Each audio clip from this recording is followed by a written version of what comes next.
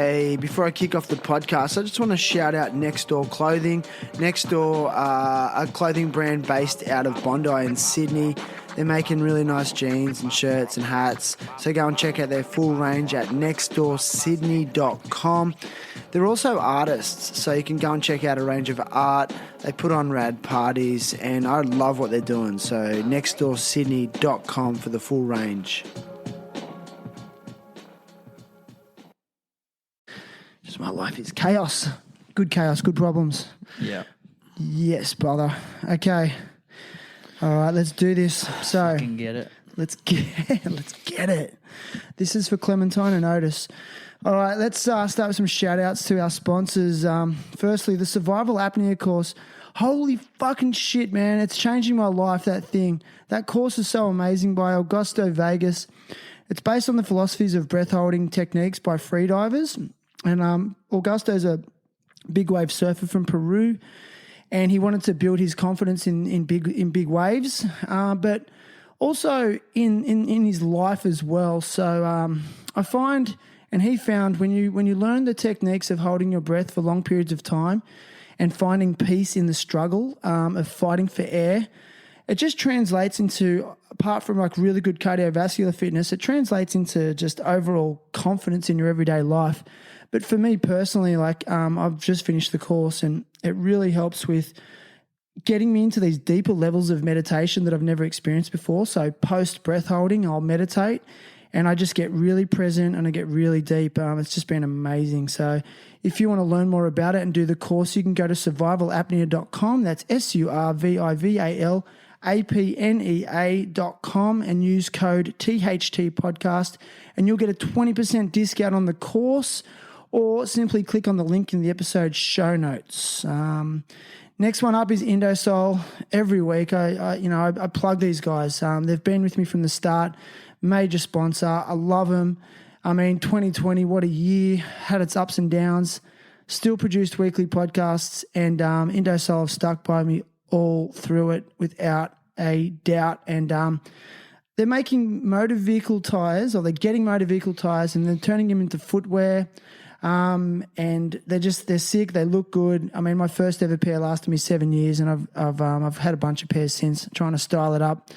So if you want to use code THT at checkout, you'll get a 15% discount, and they deliver worldwide. They also have distributors worldwide, so delivery is fast, and you'll be supporting conscious consumerism.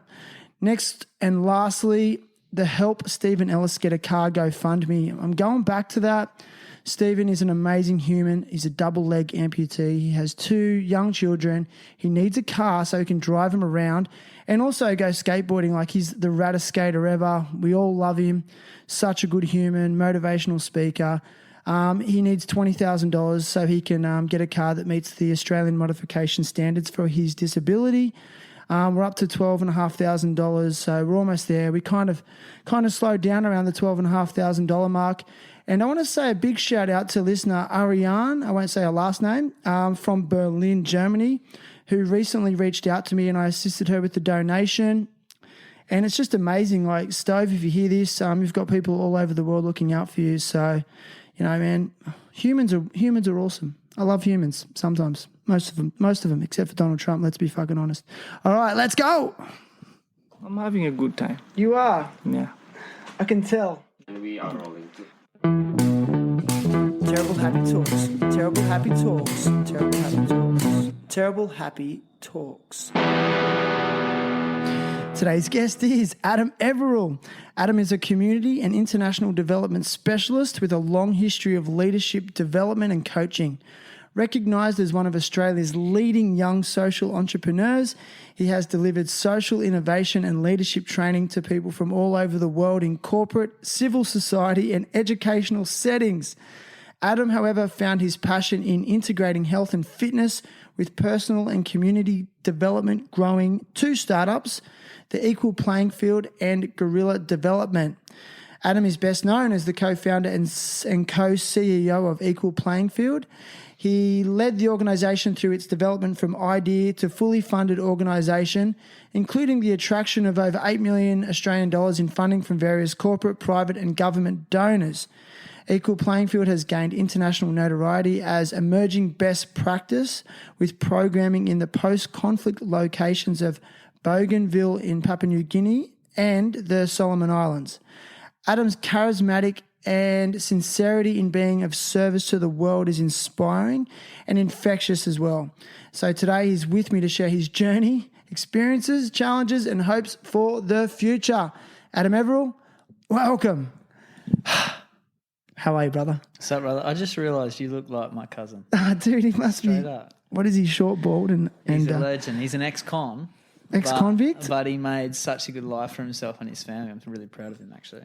Yeah. Was it, did he learn the error of his ways and actually rehabilitated? Yeah, he did, man. He did like 7 stints in like different facilities and stuff, and then came. I'll put this closer. Thanks, I brother. don't know if that was the signal. Or, Kind of was. yeah, kiss the mic a little bit.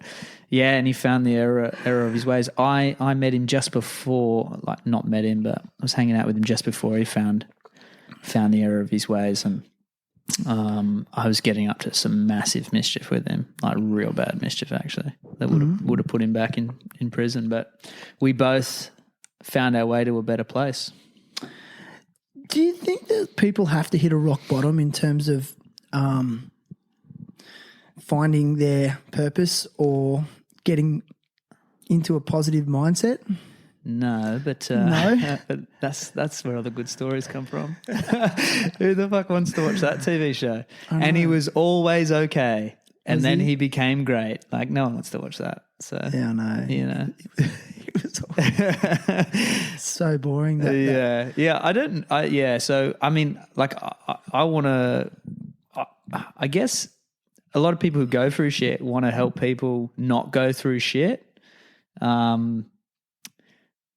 You know, but that's what got them there. It's a weird sort of thing. You know what I mean? You're someone that likes to help people. Yeah. Is it because you went through shit? I think so, yeah. I think that's a big part of it. I don't know. I was really attracted to like, I've analysed this a lot. And I think like people, but especially men, really want to be heroes, you know? And I think like I always wanted to be a hero. That can sound like a proper wanker thing to say, but yeah.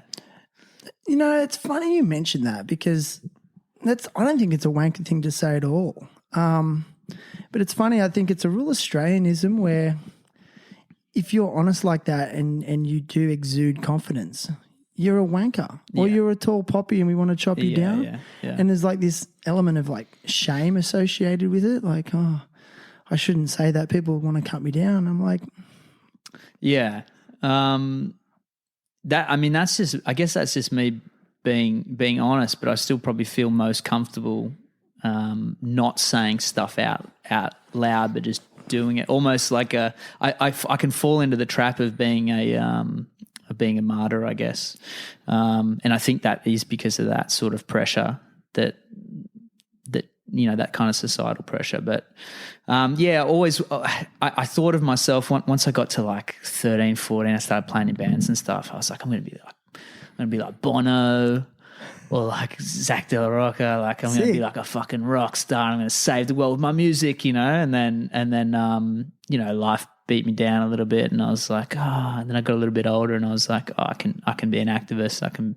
I can help people through march in the streets, and as time went on, I learned that words don't mean shit.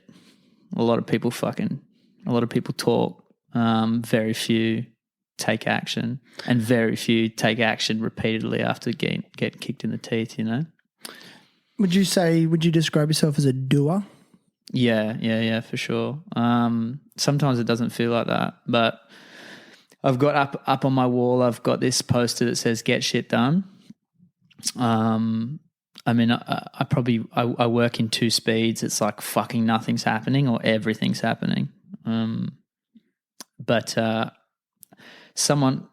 remember after like losing so many attempts at funding from UN Women, the head of UN Women in Papua New Guinea said to me, he looked at me. It was a compliment, but he was like, you know, you're a real trier.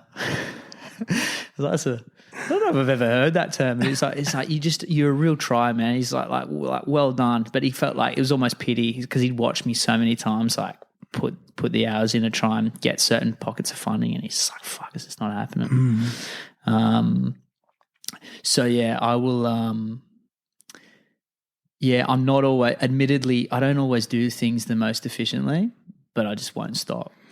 So, like when you have a vision or a goal, it's kind of just like you do whatever you can to get there. Yeah, and that's what I meant about the kind of martyrdom things. Like I could probably do it better and not have to be a martyr, but like I just fucking suffer through it. Suffer through it. Yeah, it's interesting. I don't know. You just really made me think about the whole notion of.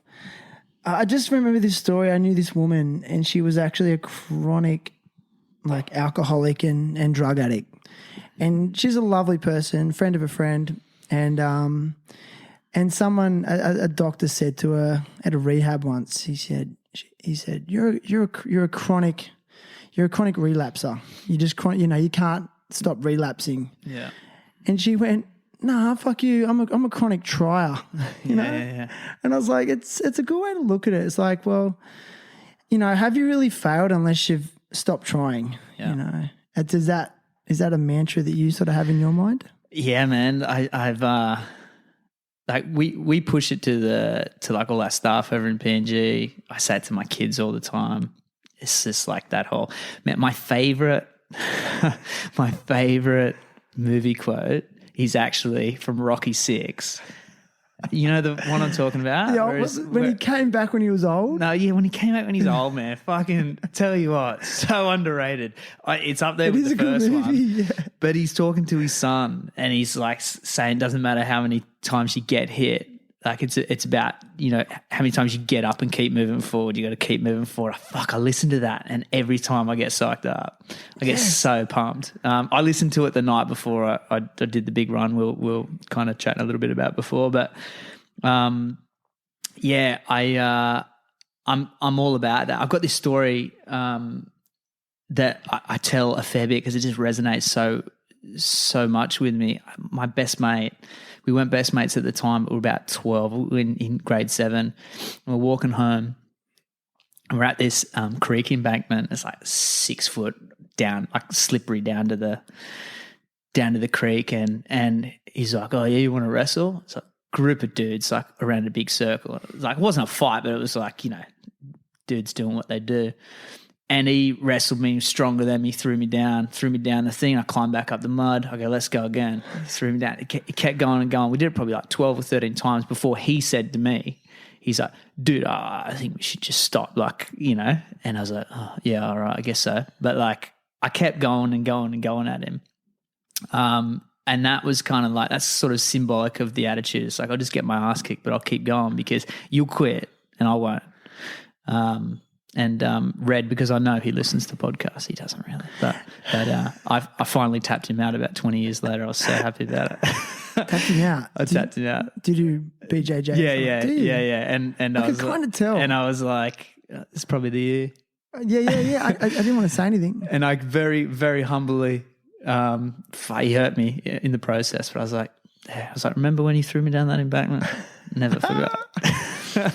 I love that attitude and approach to life. Like, it's tenacious, But at what point is it detrimental in the big scale of your life?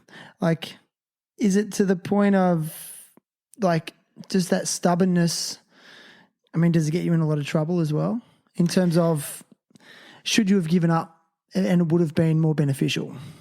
I'd say that it's been helpful but painful. Yeah, I don't know, man. I don't know the end. Like, it's hard. It's like even today when I walked in today, I was like, both of us were like, not like the best day, and that'll colour the way that like I speak about things today. You know what I mean?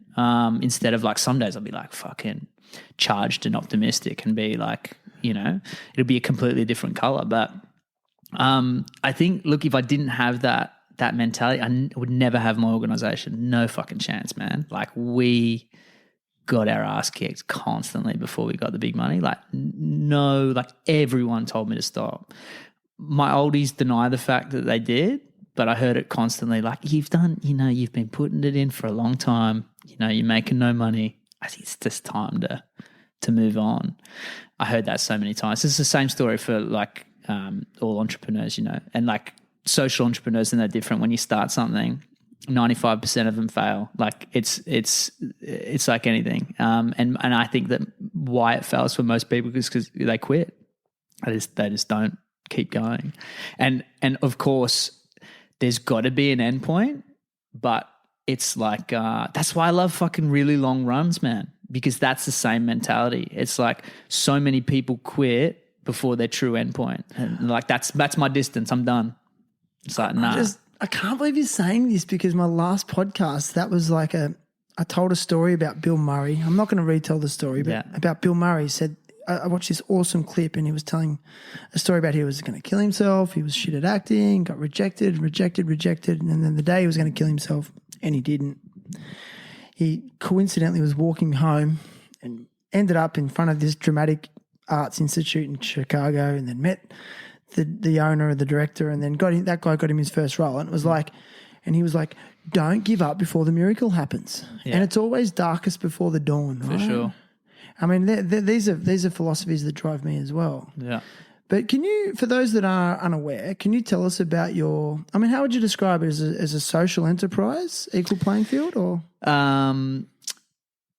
No. It's a community development organisation, but I think like I always explain equal playing field like a startup, because like I had a bit of a hiatus years later and worked in like innovation and entrepreneurship, and I realised like organisations are startups. Like there's some differences, but the similarities are crazy. So my organisation is called Equal Playing Field. It used to be called Rugby League Against Violence, because PNG is like nuts for footy. So me and Jackie, co-founder, local, we met at a youth leadership, a change makers conference in Delhi in India. Weird shit. And I'd like been studying STI and HIV prevalence in PNG for a fucking essay. It was just like the most random serendipity. And I sat across from this girl, like introduced myself, and she was like, Papua New Guinea. I was like, oh yeah, like I've just been learning. And then 3 days later, there's a photo of us. She showed it to me years later. It's a photo of me walking up to her at an embassy somewhere. And I was like, I think we should do something. Like your folks love footy. I had a background in footy, coaching and stuff, and playing but I had this love of like community development, and I knew that the issues of violence against women were atrocious, the highest in the world.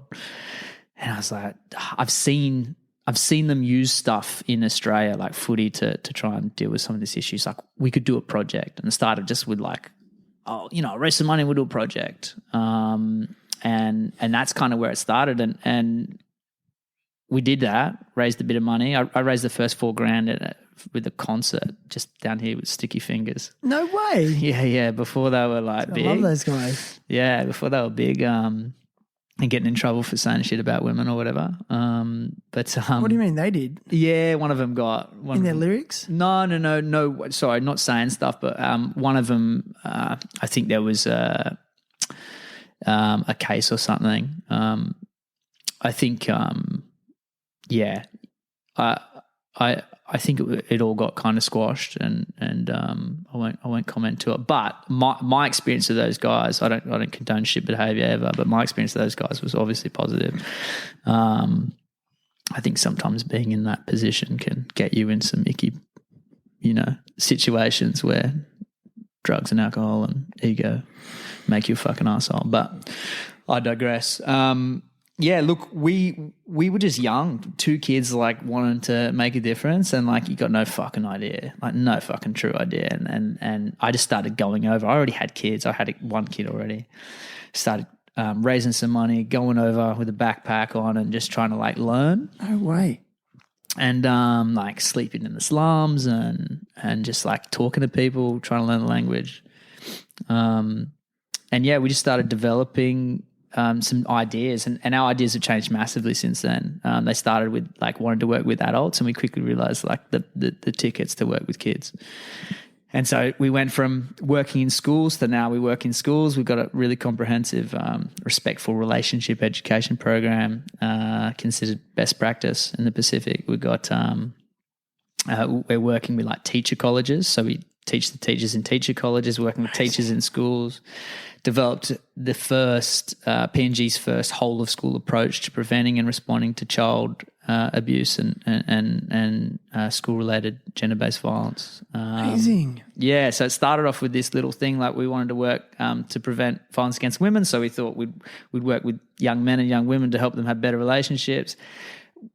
Realised that none of the teachers in the whole bloody country have child protection training, and we're like, fuck, that's a massive gap. So we moved into child protection, which has become actually probably even the biggest focus for us, and then looked at the system of teaching teachers and said, well, forget about trying to do this after the fact. Let's go to the colleges. And so now we're in. Next year we'll be in, I think, 5 of the 12 or 6 of the 12 teacher colleges in the country. Amazing. Delivering child protection education to the staff there, and trying to set up like a longer term structure for them to be teaching it to every new, like our goal is to teach every new teacher this shit. And then, we want to we're trying to set up this framework for schools where basically, they know how to refer kids that are having cases of child abuse. Their teachers are trained in child protection, where they have where kids are educated in the right way about how to treat each other, where they understand the rules of engagement in relationships, and shit that I didn't learn, man. Yeah, I didn't fucking learn that. It was horrible. When I learned that stuff in my 20s, I was really reflective and like, oh, I did some stuff that I'm not proud of when I was younger, I don't know that of a lot of men. Yeah, I think a lot of it's ignorance. I don't think it's deliberate. I think it's just straight ignorance. I certainly wasn't a bad kid, and I don't think a lot of boys are bad. They fall into that like, oh, this is how we talk about women. This is how we can just touch, we can do. It's all a bit of a weird game mixed in with hormones. And it's a learnt behaviour. 100%. Yeah, it's passed through the generations, maybe. Yeah, I learned from, usually you look for a role model, and if you're disconnected from we usually push our fathers away at a certain age. It's kind of the developmental process. We're looking for other role models, and if we don't have it in a strong coach or whatever, we find the next age group up, and it's usually 16-year-old boys who are like, fucking grab their tits, fucking, like just filthy lads. And that's definitely what I found. I found some footy blokes who spoke in a way that I started to emulate. Never felt it in here, but the way that I would like speak was kind of, that's how I would fall into it. But also that's a product of wanting to fit in with the pack. Yeah, for sure. Because you get a group of 16-year-old boys. that's a powerful little entity of a pack mentality, Yeah. And then when you, like you said, you're verbalizing that, because what are you trying to do? You're trying to fit in with the pack, man. Yeah, so and that's kind of what we're trying to reverse. We're trying to create cultures where we're trying to shift cultural norms. So look at negative cultural norms. So the cultural norms over there, if you look at PNG, it's like you think about what we have here, over there's mental, because it's fine to hit your wife. The amount of times I saw like a woman be dragged out in the street and people just stand around, and I'm trying to step in between it. Stepped in between a knife fight one night, like crazy stuff. And it's just like people will hear it and be like, oh, it's happening. You know what I mean? And now the tide's changing a little bit, and like we work with these younger people, and the idea is like when you see that shit, you call it out.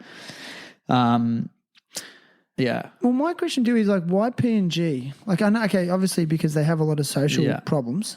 As a minimum, they've got a lot of other problems. Yeah. But what originally drew you to that region then to make that sort of change?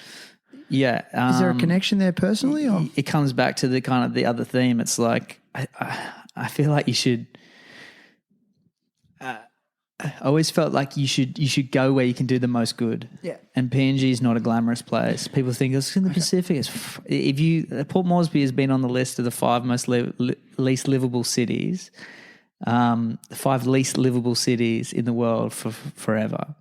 I got a lot of friends there. I spent a lot of time there. It's not an amazing place to live. It's not really too dangerous for me. It's definitely dangerous for women there for sure. It's dangerous for men there, locals. And it can be dangerous for people who flash their money around that are not locals, that are expats.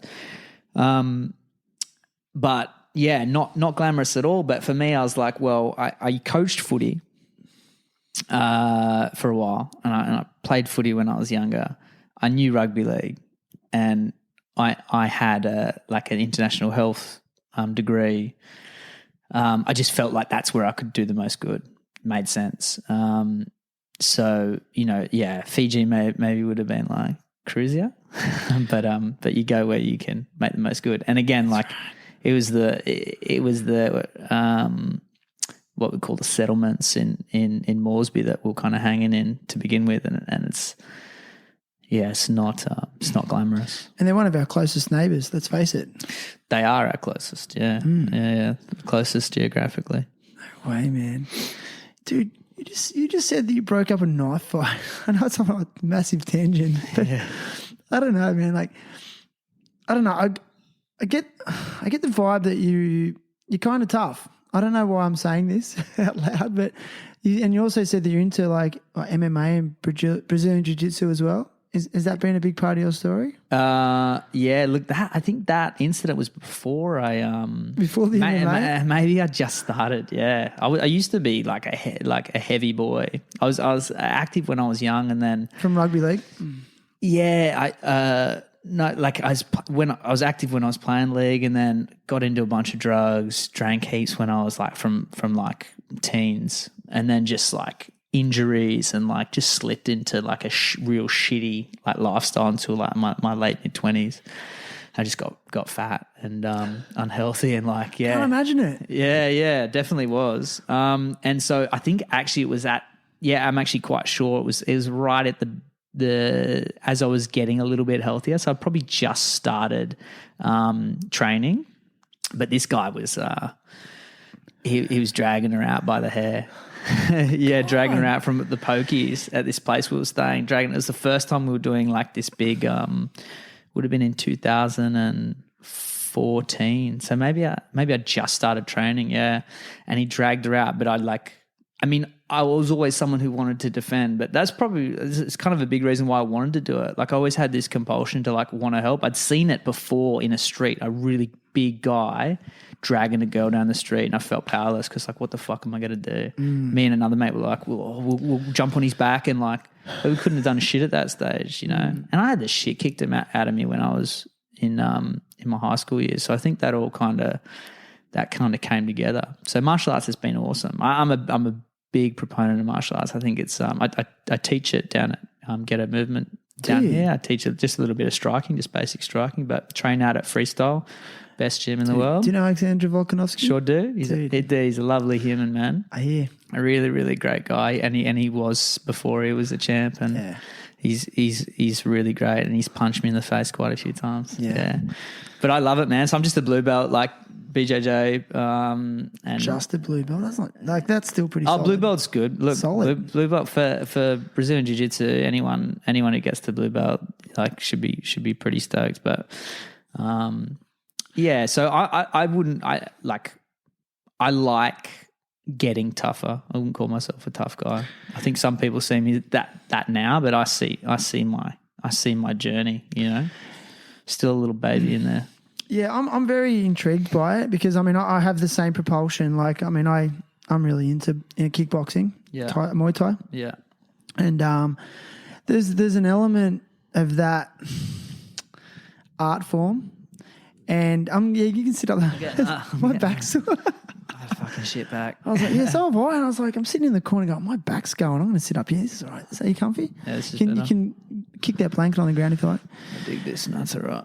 Yeah, I'm just curious by like, I often ask like why I'm attracted to, you know, watching that stuff. I don't know if it's something primal deep within me as a man that just feels this need to be able to overpower another man. Yeah. I don't know if it's that or it's the science and the art and the movement of it. Like I just love how it looks sometimes and having to use your mind and your body at the same time, especially when you're throwing punches and kicks and knees and elbows and then what you do and with the wrestling and the grappling. And I often wonder, is it because I have this real innate insecurity? And is it a good outlet for men to actually help with that insecurity? I don't know. What do you think? I mean, my whole organization was built around like trying to stop men being violent, right? Yeah, right. And I really believe in martial arts. I think it matters. As an outlet. I think it matters how you taught. You know, my journey through all of this has been like probably polar opposites, because I really lost what I would say my masculine in the very beginning. I was very into sort of the dominant kind of emerging feminist theory when it came to the way that we presented our education to young people. There's a lot of value in it, but it kind of some of it came from a real anti-man standpoint. Gotcha. And so in the beginning, even myself, I'd kind of you got to be careful how you use these words, but I guess been somewhat feminized. Like I'd given away any idea that I should have like physical power, and so I was weak and I was fat and I was, and I wouldn't. But I was also really unhappy like that. And actually, like if I was honest, like. I did need to have power, and it did make me feel weak when I couldn't protect someone, And I think that I think we should want to. I think women should want to as well. I think we should all want to be able to protect against some motherfucker who wants to hurt us, our kids, or anyone around that doesn't deserve to be hurt, or. I think it can be all the things you spoke about. Unless you, I was so against the UFC that I wrote into the Footy Show as like a and they addressed it when I was talking about like violent, like the punch ups, how it shouldn't be glorified and stuff, and like in State of Origin, like we shouldn't glorify this is bullshit, and then I went on this whole thing about the UFC, how it's barbaric. I found it so barbaric, and then I watched UFC 1, 2, 3, 4. Someone got me into it, and the story of it, and like the little guy against the big guy, and I was like, wow, there's something that connects with all the stories of all of the history of humankind, and I just started to get into it, and when I started training, just changed my life. It has made me way less aggressive, 100%. Can't believe you're saying this. Yeah, 100%. Definitely has. And now I have a confidence. Like I used to be afraid to go out, and like I would walk down the street and I was like, this could be, because it happened to me. Like this could be, someone could pop out. And now I'm like, I'm worried about that, but I'm like, I'm pretty sure I'll be able to handle myself. Which is it's a nice feeling. And actually when you walk into a room, when you like, there's a certain confidence that it gives you, which I think is beneficial. Now, if you come from a camp, like from a school that there's a bunch of arseholes, and I've been in them before, it can do the opposite, and you can create monsters, and that's the shit that needs to be stopped. It's not like we can't paint it with this black and white thing to say we shouldn't be training men to be fighters or women to be fighters. I think it's like, understand the power of your art. Certainly is an art. Oh, it's so an art. Yeah. That's what I love about it. Like I said, the thinking that goes into it. But I want to go back a little bit, because we're talking about sort of gender roles. Do you feel like there's a lot of men in our society who are a little bit lost and confused as to what their role is? Yeah. These days? Yeah. Yeah, for sure. I think like you use the word the term like that you may have been feminized, which I I can understand why you would feel like that. I know, like, have you heard of the White Ribbon Day, for example? Yeah. White Ribbon. Yeah. We incorporated into public school system in Australia, and we did it in Bali as well. And that particular campaign really starts to talk about the statistics around domestic violence, and they're shocking, and they're real, and they're legitimate statistics. But I also found the kickback from a lot of the young male students, 16, 17-year-old boys, young men, just felt really oppressed by having those stats thrown around constantly in that week. Yeah.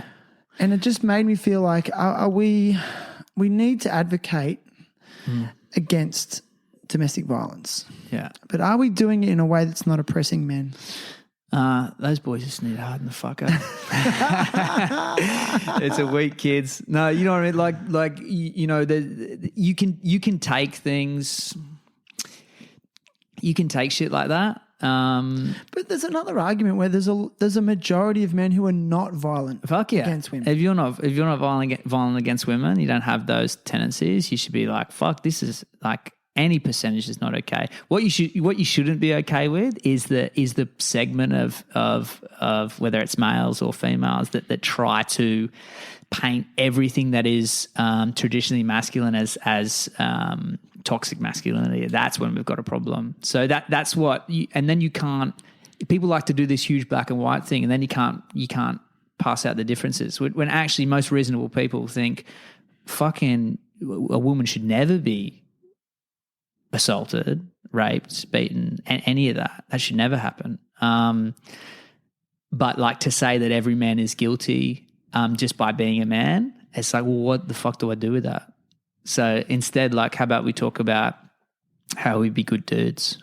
Like, so how I explain what we do in PNG is like we're trying to teach young people how to be good people. Like that, it's like how to and also to not like, it's so challenging. This is true of adults as well. Like the whole idea of consent, right? Like it's actually really complicated. We actually teach both sides of it. Like we have to teach young men and young women to have boundaries, to say when something's pushing their boundary, and we need to teach someone to understand when they've gone past that boundary, or to try and get consent before they do something, right? But in the nature of human contact, you might think something's going on and it's not for her, or she feels awkward or whatever because of how she's been brought up, whatever it might be, a million different factors. And you might be feeling like you're getting a signal. You might go for something, and then she's like, oh, gives you a look, or might say no, or whatever it is. You need to be equipped to register those things. You need to be socially aware. That's more than just intimate relationships. That's like we all need to be more aware in all relationships. But those subtleties are things we need to teach. And the real clear ones we definitely need to teach. So to teach young women, hey, like if you don't want to be touched, you can say no. Hugely powerful and important, especially in a place like PNG. Massively important here for sure. If you want to be touched, then all good, but at the same time, like, but for both sides, but definitely for boys to understand, like, if she looks uncomfortable and she doesn't say, maybe she's not saying no, but she's not saying yes, that's a sign for you, buddy. We need to teach them to read the cues, right? Yeah, for sure. Because like it's 90% of communication is body language and tone, and it's not even verbal communication. Yeah, for sure. Yeah, and it is. It's a very refined form of communication. You have to be so delicate and sensitive with it. And I love that you're sort of saying that. Like I think so much of it comes back to communication, but empathy. Like put yourself in someone else's shoes. Man, I cried over this, and I know other men that have cried over it in training when we teach them how to be facilitators and stuff. But like I would remember back to like there's a time when I like put my hand down a girl's pants. It was far too drunk. I was drunk too, but like I didn't. It was all a kind of a game for me at the time. I didn't, but like to reflect back on it when I was older and be like, fuck, that wasn't cool. It was and that certainly happened more than one time. And that the reason why I say that and I don't shy away from it is because like having to reflect on that and think about how that may have made those women feel when I got into my 20s and I did some training. That's what led to my organisation, you know. So if I don't speak to that truth, if I don't say that I did that, then I could have never started the organisation. Wow, man. Like, it's really brave of you to speak up like that. I love it. Thank you, you know. And I think a lot of other people will thank you for that honesty, because I think denial is a big problem as well. I do want to go back though to where, like, a little bit more about you and where you grew up and where you started out as a young person. So you grew up in which part of Australia? Figgy, man. So in Wollongong. So on the southeast coast of Australia in Wollongong, suburb of Fig Tree. Yeah. Great. And how would you reflect on your childhood then as a whole, from the age of, say, like 0 to 10? Yeah. Sweet middle class, man. Yeah. Yeah, middle class. My parents, happy birthday to my mum, 65 years old. She's a fucking legendary human. That's so cool. She's a beautiful woman. Man, like the amount of times I've gone and like thought about my child, like in a lot of ways really, really lucky. But I left home at like 16. So it was interesting. I was just always like I rocked the boat, you know, and like me and my dad, we clashed a lot. Like he was my hero until I was a rebellious teen, but we were really lucky. Like we never had a lot of money, but mum and dad were both teachers. My mum lost her dad and was raised by a single mum. My grandfather was a Victoria Cross winner, like a fucking war hero, like amazing. But like my mum had to become a mum of her siblings really young, so she was always like there was just an interesting dynamic that I've always reflected on. Mum's this real nurturer. Dad, again, like they both grew up poor, so like we had money, but you definitely didn't know it. Like we had like the least amount of pocket money of all the kids in the school. Frugal. Like you don't get lifts nowhere, fucking walk. It's all that stuff. It's like, like learn. Which has served me well, you know what I mean? It has, but at the time I was like, fuck you guys, like give me some money. My kids get way more. Maybe I've got to make it happen a bit more. But look, and we lived in the States when I was 7 we did like a what's it called, exchange for a year. Like we were kind of really blessed in that way. But again, like mum and dad were frugal, so we could do great things like that. And then I ended up moving out pretty young, just conflict, just drugs. My dad was like hardcore health nut, like couldn't understand why I was kind of breaking out of that. But you're like in this experimental phase? Yeah, but also like I needed those other role models. I needed someone to guide me. I didn't quite have it. And like instead of like I learned a lot. Like I needed my dad to fuck up so I could be better when it happens to my kids, because so I'm actually super grateful for it, because he didn't, I don't know whether he'd admit it, but I don't think he dealt with it the best way to keep me sorted. Gotcha. But I'm grateful that I crashed and burned, because I got to rise back up. Right. Yeah. So what about school? What kind of student were you? Look, I was always smart enough to like do nothing and get half decent marks. I hate you. Yeah. So I hate people like that. Yeah. Well, but again, it's not great for you, because unfortunately what it's done is like I always know I can skate by enough. So there's always like a safety net of like, oh, I'm always going to be okay. And that's actually, you got to make yourself hungry and scared to have impetus to do anything, you know what I mean? So I always kind of went okay, and then I just wagged heaps of school. Like I used to sneak out every night with my boy, the same one who threw me down the creek all the time. We just used to go out and smoke weed and like just vandalize and just do all crazy stuff and all that and worse. So like school, I was always not, you know, I got politely asked to leave Fig Tree High. Was accepted into Smiths Hill up here.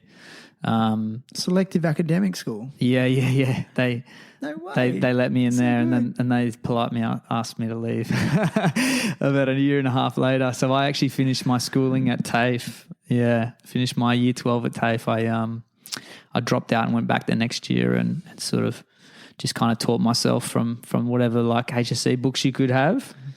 Had a couple of good teachers who actually, like, mostly not good teachers, but one, I think her name was Loretta. I wish I could find her because I want to find her and just like say, you changed my life. Because she was like, go for this scholarship. She knew I was like out of home, like, you know, used to be fucked up, but trying to sort my life out. And she's like, go for this scholarship. And I got a few extra points and got into like arts law, double degree. Pissed law off after a little while, but I got like she looked at me and said like, you got this, you know. No way. And was she like a careers advisor? nah, she was an English teacher. No way. She's like, you're smart, dude. See, like this is the thing. you like. She didn't say it, but I got the vibe. She was like, you're one that can make it, dude. You're one of these dudes who can make it. Some people come through here and they're just like trying to get through, like go for this scholarship. And I wish I could find her because I'd give her flowers and I'd tell her like, she made a big difference in my life. So, and then went to uni. And Isn't it funny? Like I hear it time and time again. It's just that one person sometimes that you just needed to hear those words from, that they actually believe in you. Right, it's like it's just serendipity, man. It happens some things you could hear it one day wouldn't mean shit. Exactly. You know, like my handle now is like, these are the days that you must. I actually think that I gave creative license to that, but it was a jiu-jitsu teacher, my first one. I was like having a heap of shit day and I didn't want to keep going. And he's like, what, you gonna go home? And I was like, nah.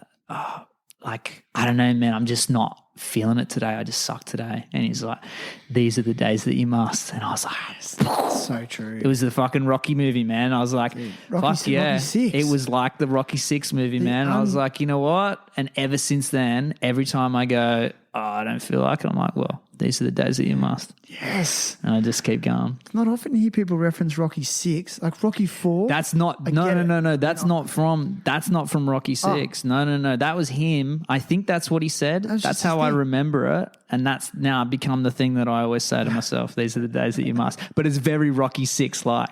It's very Rocky 6 like for sure. Dude, so I always reference Rocky 4, you know. I was always so inspired by, you know, going up against Ivan Drago. Yeah. He had the good training facility. Yeah. Rocky was training in the snow. Hey, dude, just on a side note, like my side hustle, I actually do VO2 max testing. Dude. So, and I always explain that to people, like, you know, Rocky 4, Ivan Drago, he's got the huge fucking thing coming out of his mouth. I'm like, yeah, that's what it is. And only people who've seen Rocky 4, everyone else is like, Oh, that's a VO2 max test. Yeah, exactly. I thought it was just a prop to make him look like, Well, he probably wasn't actually doing it, but that's what they would have been doing, yeah. So cool. Actually, now I think about it, I did see Rocky 6 at the movies because, like, Rocky was huge in our family.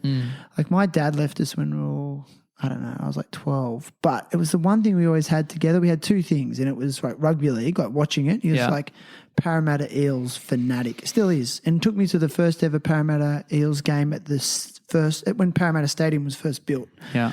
To show him age a little bit.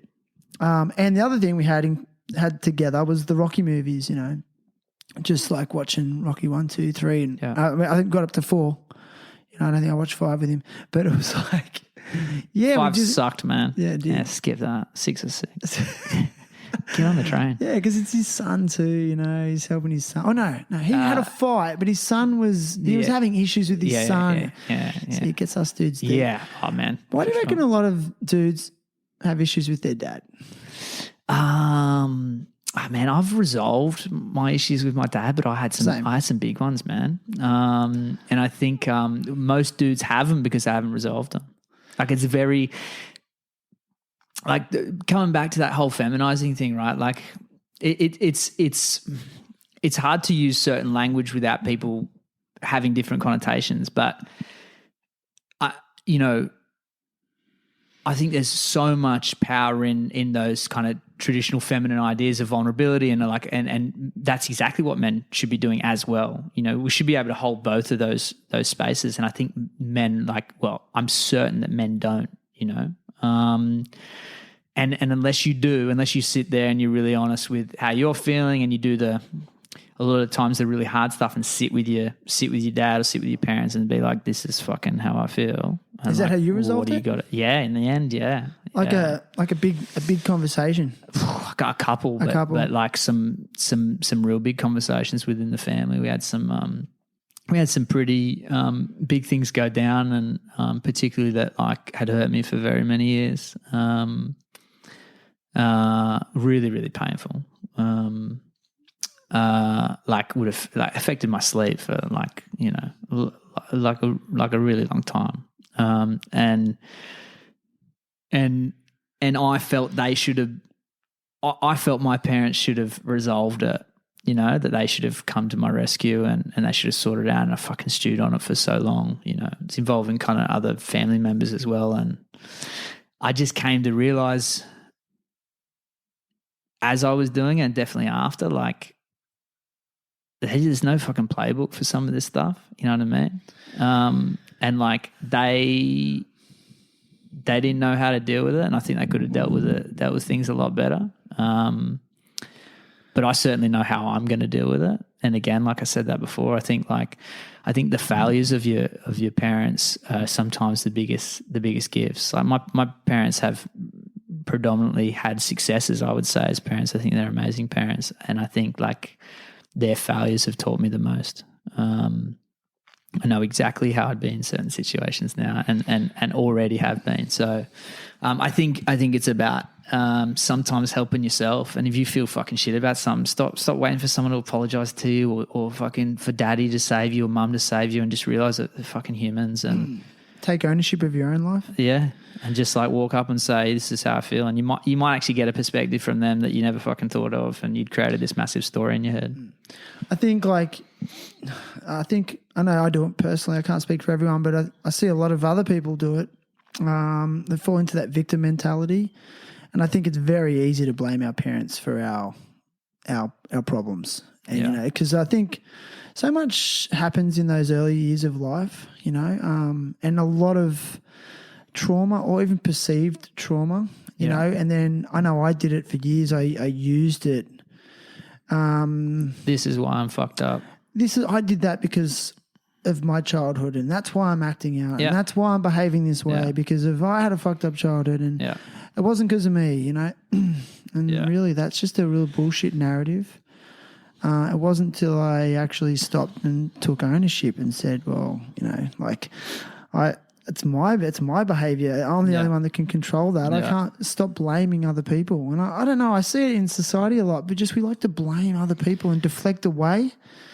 And I think it could really resolve a lot of problems, you know. But also, sorry to cut you off there, but going back to what you said about, you know, like, you know, resolution, like people avoid that. It's difficult. It's uncomfortable. It's ugly. It's not black and white. And you've got to have those courageous conversations. But I think over time, it's so worth it. And especially as I'm getting a little bit older, I see the benefit of it. You know, in terms of breaking those patterns. It's something I always say to people: with everything in life is reps. Like, the first time you do it, it'll be harder, but everything is reps. Like, the more you do it, the better you'll get at it, and the easier it'll be. Like, hard conversations are one of those things. It's like fucking reps, man. Every time you need to have a hard conversation, you just fuck, and then you pick up the phone, you have it, or you go and see him and you have the conversation, and you usually feel heaps better after, and you wonder why you didn't do it. It is the same thing with a workout or with anything difficult. It's reps. Just do the thing, and you'll get better at it. Yeah. I think there's a real shitty byproduct of giving a fuck about the world, which is what you were talking about before. It kind of promotes this victim mentality. I've worked in the kind of charity space forever, and I think like it promotes this welfare mentality. It promotes this victim mentality. I was blessed with a great life despite, you know, whatever shit went on, and yet I saw myself until I was 30 years old as a victim. Everything was like, oh fuck, I'm fine, my back's fucked, so I can't do this. Or this happened to me when I was young, so this, like, I would find whatever reason instead of just being like, let's speak into power kind of thing. So Speak into power. I like that. what we do in PNG and on the post-conflict side. So like I told you all the child protection stuff, but over in Bougainville is like there was a civil war there. It was called the Jewel of the Pacific. Amazing place. Everyone used to rave about it, right? It had like everything for the time in history. And then there was this fight over land rights, and the whole place got burned to the fucking ground. And the result of that was 10 years of conflict, 10 years of not having school, 10 years of people dying, 10 years of no church, like complete disintegration of their culture. And then everything was burnt to shit. And what the result of that was something they call the lost generation. And so the lost generation, if you go into most, they still call them the youth because they didn't get their youth, but they're like up to 40 years old. They call their youth like 18 to 35, 18 to 40. And if you go around, it's like pretty much 100% unemployment. They walk around, they just get pissed all the time. They seem lost. So they're called the lost generation. Completely uneducated. A lot of them uneducated, or a lot of them started their education. We had staff members that started kindergarten when they were 13, 14. Yeah, who are now awesome. So you had this thing, and what we kept noticing, we're going over. It's actually where my co-founder was born, where she's from. I was like sitting there one day and talking to a guy. One of the like community development guys said, "Yeah, I don't like this this term we use, lost generation." I was like, it just fucking clicked, and I was like, yeah. Everyone keeps telling these kids they're lost, or these people. Of course. All of the older generation remembers the good times. They call it the good times, right? Yeah. And they're like, oh, we're so sorry. We pity you because we had all the good times and all got fucked up. And then like, look at you guys now. And that is the identity they've taken on themselves. So we started a program called Generation Found. And we said everywhere we went to consult, we want to turn this shit on its head because we keep telling them they're lost. And everyone, like all of the elders, they love the next generation. They want to help them. And it resonated with all of them. And we talked about wanting to regenerate culture, like pull back some stuff, like bring some pride back. You need to create, to help people not feel lost, you need to create an idea of a future for them. You need to acknowledge there's a difference between pretending shit doesn't exist and rising up in spite of it. So it's like, so what we say is, right, no one is pretending that the conflict didn't happen here. It's fucked up. What are you going to do about it? Are you going to live like that? Is that your identity now? Or are you going to say, despite all of this, we're back from the ashes, we're going to rebuild this place and we're going to kick ass. And we had we had people walking 5 hours from the mountains down to do our weekly program and 5 hours back. Just mental shit, man. Like in the jungle, like just no complaints. Oh no. Just because they want to be educated, someone's finally telling them they can do shit. We had people starting trout farms, peanut farms, like piggeries. We had people starting like collectives to help widows in their community for free, just cleaning shit up. Just like war widows? Yeah. Just and any widowers from the conflict or because there was a part of their work that wasn't getting done. Just beautiful shit. And it all came from just telling them that they could be something. And it's like, it's the same mentality here. It's like there's what a lot of progressives don't understand. I consider myself a leftist, but now in this modern world that we live in, it's like you keep telling people that, you're oppressed because you're this, and this. What the like that? You're creating an identity for them. Don't have an identity, whatever. Identify with whatever. But if you're identifying with it, to have layers of oppression, despite the fact that there might be some historical or structural truth to that, how is that serving you? That's the biggest question. How does that serve you? And how does the narrative of people who are supposedly in that system better off, how does them screaming that from the rooftops fucking help you anyway? Yeah. I just so, and this has been something I've seen forever. Like 10 years ago, we had we had the UOW Women's Society say that they wouldn't do they wouldn't do one of our fundraisers to stop violence against women because it was called Ladies on the Lawn. Why? Why? Because apparently it reinforced structural ideas of the patriarchy, right? And I was like, okay, cool conversation. We can have that conversation, and there might be some truth in those ideas. But how does it serve you wanting to help women to say that we are not going to join forces with these guys who are trying to promote anti-violence? You know? Yeah. Well, 'cause it sounds like you've got more of a solution-based approach. Yeah. You know, no. And I remember one of my mentors, because I'm a teacher, he was a leader of a school. And I always had so much respect for him, and I used to go to him like, "Oh, this is happening and this is happening. Like, how are you going to fix it?" And he'd always say to me like, "Before you come in here, there's no problems, just solutions. Yeah. So don't come in here with a problem. Yeah. If you do, come with a solution." Yeah. And it fucking changed everything. Like I do now. I don't see problems. I just see solutions. Like, well, no, sorry, there's problems, but there's always a solution. So okay, which way do we go? Like, let's get the emotion out of it now. How are we going to move forward? And so this is exactly what you're saying. I love that. And that's the innovation mindset as well. Is it? That's what it is. It's like, the greatest products ever, whether they're social products or products, are always been, or largely been, addressing an issue, come out with a solution, not just identifying a problem. It's like, well, fuck, I'm gonna solve this. Yeah. Dude, it's so good. Yeah. It's so good. Oh man, I love it. And I'm just really like, I feel really inspired now. I actually want to go to Papua New Guinea and just, cool.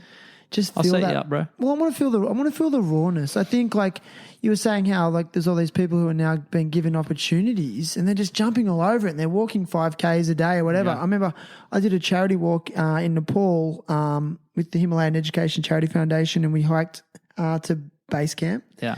But we took our time doing it. Along the way, we stopped at every school and we donated backpacks and books and stuff like that. And it took us like usually you can walk to base camp from Lukla in 6 or 7 days, but we took 18 days and got to know the locals. And these kids were walking in the Himalayas. Like some of these younger kids were walking like 5 to 10 Ks a day barefoot through the mountains, on these tracks just to go to school every day and then walk back because they didn't have shoes. Sub-zero temperatures, not a complaint in the world. Yeah.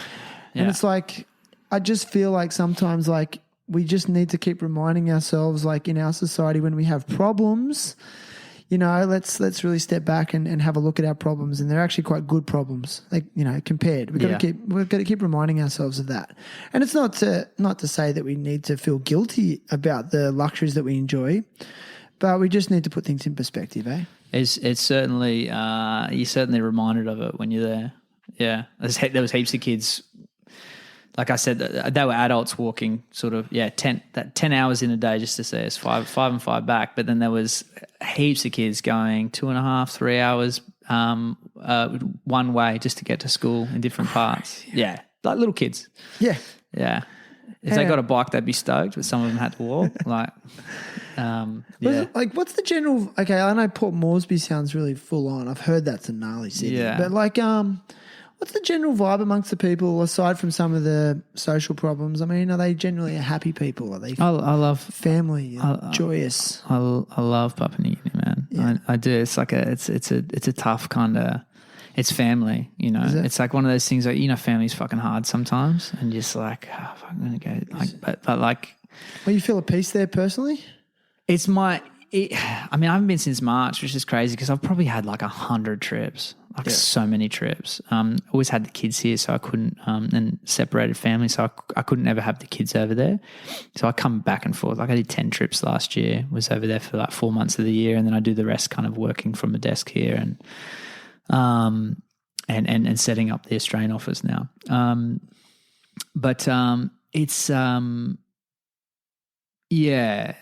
It's a place below me, It's like one of my homes. Nice, bro. Yeah, I have so many good friends. My co-founder Jackie is like has our relationship's grown massively. She's like my sister. She's just like, we're so different. She's so super religious and but she just has the purest heart of anyone you could imagine. She's so dedicated. She's up doing Bible study every morning. She is like, Bible study, prayer, like getting work done, just doesn't stop. She's relentless. She's a like future fucking prime minister, man. I can't wait. Wow. Yeah, I have so much belief in her. She's an amazing human, and yeah, I've been blessed to do it with her. That's such a commonality with great people. They have a real deep sense of spirituality. It is. If you go back through the history of time and look at all the greats, all the game changers, they're all either deeply spiritual, deeply religious. I mean, if they use religion as their portal to spirituality, whatever, you can't deny it. You really can't. Just thought I'd mention that. Yeah, no, I think it helps to feel as if there's a higher power that's like supporting you in your corner. You know what I mean? It's Do you have a higher power? Yeah, I do. There's just a bit of it more nuanced, I guess. Like, it's like it's a little bit more, New Age and Western probably. It's like the collective consciousness of the world, and it's like Mother Nature and feeling the kind of hum of the universe, and knowing that when I'm taking care of myself and when I'm listening, like you can. Like you do speak to something. I spoke to God once. He spoke to me. Okay. It was a man. Tell me how that. Yeah. Do you mind telling us that story? Yeah. I tell this story. I tell this story sometimes because it makes me sound crazy. But Why? I woke up. I was woken up. I had this idea that I was thinking about, like, Jordan Peterson talks about this, and other people talk about this a fair bit. This idea of that we've lost church, and losing church is much more than a connection to God. It's losing community, and we don't do that anymore. We don't come together. We don't have a place where we talk about our shit. And I was just talking, like, I kept friends and like best mate's brother and just like people I grew up with killing themselves. I was like, I just this weighing on my head, and I was like, there needs to be some kind of like church. And I was in Papua New Guinea, completely sober. Like, I was woken up in the morning by this booming voice. And it was like, Adam, you need to start your church. Like this, it's like a proper Aussie. Just like, not even, there's no like, it was just like, dude, wake up. You need to start your church. You need to start, like, booming. Like, woke up and I was like, what the, it was mental. Told my co-founder, she's like, yeah, God's speaking to you. And I was like, to me, that's my conscience speaking to me, but it's coming through in a real powerful way. And maybe it is that idea of God or collective consciousness being like, this is something that you need to be doing. There's a path here for you to explore, and that's part of your journey of helping people. And yes. And like I'm telling you really loud and clear, whether that's this like internal drive that's connected to that, whatever it is. I don't know what it is, and I don't pretend to know, but it was hugely powerful. I was like, wow, what was that? I messaged my best mate, and I said, hey dude, I was like, hey dude, I just spoke to God and I'm going to start a church. And he just sent back this thing. He's like, I'm in. Yes. Yeah. So that's the best mate. He probably thought I was high, but so he's in to get high, not. But no, he was cool. He was like, yeah, man, I'm in for sure, which was awesome. Yeah, dude. That's and he came to the first version of it actually just a couple of Sundays ago. We did like a men's health like. So it's actually running right now. Well, the first iteration of it took me a year and a half to finally do it, man. For whatever reason, You're like a doer. just shit scared of doing stuff in Australia. Like, I can't believe you said that. Why? Yeah. Why? I reckon it goes back to Tall Poppy. Yeah, there is that, but like, we're so judgmental, bro. There's so much pain that goes with starting something new, man, and like there is the shit that we did in PNG and the amount of years of pain that was. It's like I remember it all. It's all trauma. And it's like I don't want to be. Oh man, like I don't want to be a. I was telling my daughter this morning. We're doing like a journal. we've got like this big life journal. I don't know if you've ever seen the ads for them. They're really cool. And she had to ask me, what's something that was really hard that I had to get through? And I was like, well, when you were really young, I quit my job and I was like, I'm going to put everything into this organization. I wasn't getting paid. And because I know we kept getting these signals that we're gonna get some funding, and I went 4 months unemployed, eating cans of tuna and rice, like spending all my savings, and then everyone's saying you need to give it up, you need to get a job, you need to do all this, and like I kept saying just one more, and really when it felt like the time that it was coming, when I needed to give up, we hit our big break. Like yes. went from basically zero to like it was like $1 million Australian in funding was our first kind of big whack, and we were doing like maybe $50,000 a year in something. So we got an office, we got a van, we got all this shit, and I was like everyone told me not to, but all of that like that was painful. So hugely painful. Like my parents were helping me out with rent. Like it was all sorts of shit. One of the best times of my life, but also it's entrepreneurs, tough. Man. Entrepreneurs, dude. Yeah. They all go through the exact same thing. So that's kind of, I think there was a bit of that, but also Australia's just tough and like there's a lot of people in the game, and like when you start in something new again, it's like, it's almost like PNG, they're so thirsty for new things. You got a bit more leeway. Here it's like, oh, we've seen all this before. What do you got? You know, like you got something good for us? That's how my head goes. But truth be told, like the men that we worked with the other day were all kind of really lovely and it was really good for the space. So that's what I want to do as part of Equal Playing Field Australia. A bit of a different focus. It'll be a lot around men's health and mental health and actual social media delay for kids. Social media delay, as in like how to manage usage of it? How to create communities where parents all agree to not let their kids use social media until they're older. Yeah. Preach, right? Yeah. Dude, see, yeah. So they're the two main things that we're looking at here, because it's just about it. I think that like it goes back to why I went to PNG. You need to actually find where you're going to be the most use. Like there's no point. Again, it's like so many of these things there's a million people trying to do shit. There's like a founder syndrome in Australia. Like everyone wants an organization to do this and that and that. Like you actually need to find a problem that's not being solved.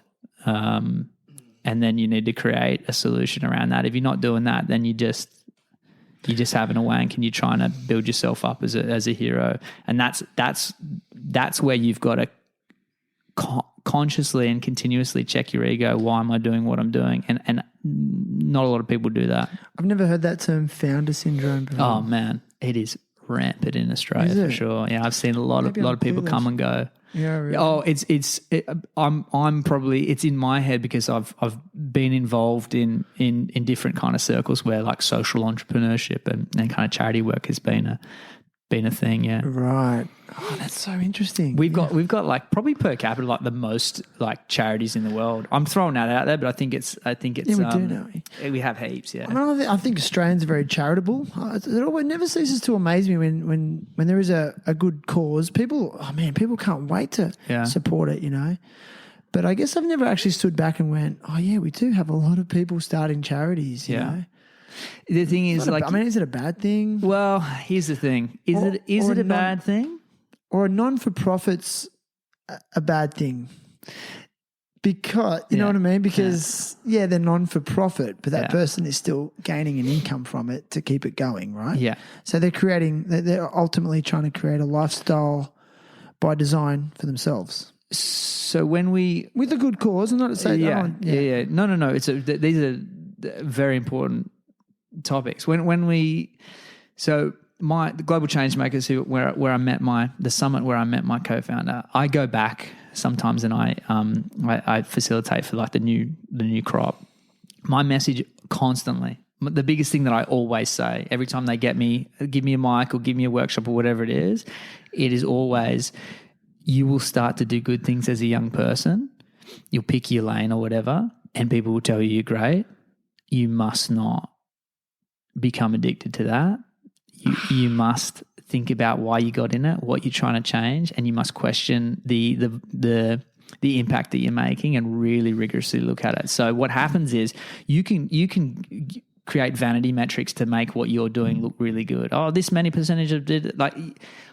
I learned that because I could see the back end of shit and I saw how I could manipulate. It's like the fucking ring, man, in Lord of the Rings, dude. It's like, I have all the power here to change all this. No one would fucking know. No one would know because there's no funders going into the back door and saying, oh, can we have the paper versions of these things you put in Excel? No one's doing that. And I knew from little things that I would hear and see, and I can tell you it happens at the highest levels and it would make you sick, the amount that people manipulate data that comes in to make what are failures look like successes, and that is a huge problem in development. So that's at the kind of the macro sort of organizational level, and to be honest, that's at the federal level of politics. I was going to say, that's a full-time job in the corporate world. Yeah, like manipulation, not manipulation of data, presentation of 100%. Data. Yeah, optics, man. Yeah, I learned that optics. I learned that term. Optics from someone working at the Department of Foreign Affairs and Trade. So data driven too. It's look, but you can make data work in whatever way you like. So my message is always, you got to choose who you're going to be. Yeah. And you can really, like, we had some evidence early on that our shit wasn't really working, and I was like, fuck. Man. And I was like, I had a couple of options. Like I could have cherry picked the information and kept going, but what I did was I got in contact with a research partner with a university, and I said, "Here's the tool that we're using. This is what we're getting back. Can you tell me, is it the tool or are we just fucking up here?" And they were like, "Yeah, you're asking the questions wrong." Like they pulled it apart, and so after that, went back. We got more of what we were seeing. Right. But it wasn't represented. Right. And then I had full confidence in what I was doing, not always thinking I had some kind of shonky thing going on. So like for us, like true monitoring evaluation, I said it to you in there in terms of like that was my bio except for the last part. It said something about charismatic, which was, did you make that up? Or I did. Oh, you made that. Is that all right? Oh yeah, that's cool. I was like, I didn't write that. I wouldn't have called myself charismatic. I think you are. Thanks, man. Appreciate it. But like this, we always push this. I believe this personally, but as an organization, like be authentic in what you present. Don't say you worked with fucking 200,000 people if those people just kind of walked into an event you had. No. We want true impact.